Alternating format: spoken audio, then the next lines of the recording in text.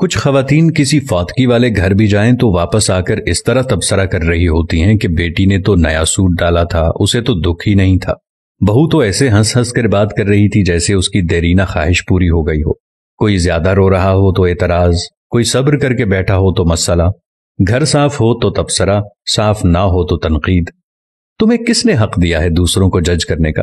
کسی کا جوتا پہن کر جب تک خود نہ چلو تب تک اس کے چلنے پر اعتراض نہ کرو۔ خود تو 4 پلیٹ بریانی تناول کر کے ڈکار بھی نہ ماریں اور دوسروں پر تابڑ توڑ حملے۔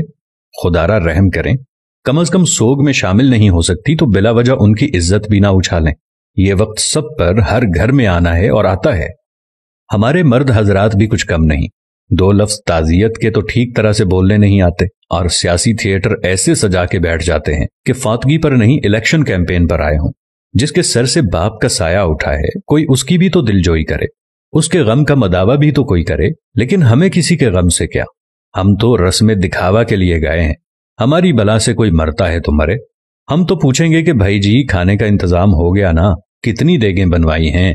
6 دیگیں تو کم ہیں، برادری بھی ہے، محلے داری بھی ہے۔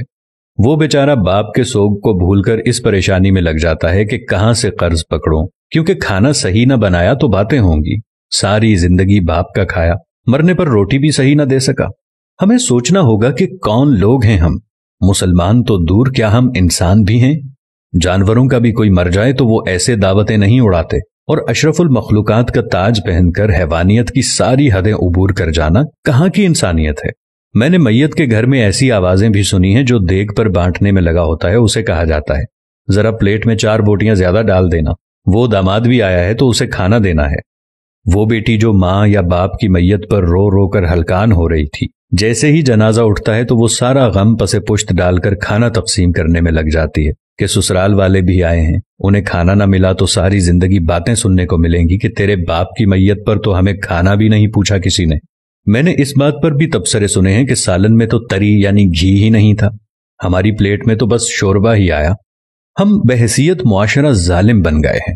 خوشیاں تو کجا، ہم نے مرگوں کو بھی اپنے شریکے پورے کرنے کے لیے ایونٹ بنا لیا ہے۔ جب میں کہتا ہوں الہی میرا احوال دیکھ، حکم ہوتا ہے بندے ذرا نامہ اعمال دیکھ۔ کچھ سوال آپ کے ضمیر کے دروازے پر چھوڑ رہا ہوں۔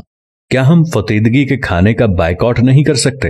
کیا ہم بھوک لگنے پر بازار سے کھانا نہیں کھا سکتے؟ کیا ہم گھر میں ایسا اصول نہیں بنا سکتے کہ خاندان میں کوئی کسی کی فطیدگی پر نہیں کھائے گا؟ سوچئے گا ضرور۔ اگر میری کسی بات یا عمل سے کسی بھائی یا دوست کو کچھ ناگوار گزرا ہو تو ان سے نہایت ادب و احترام سے معذرت۔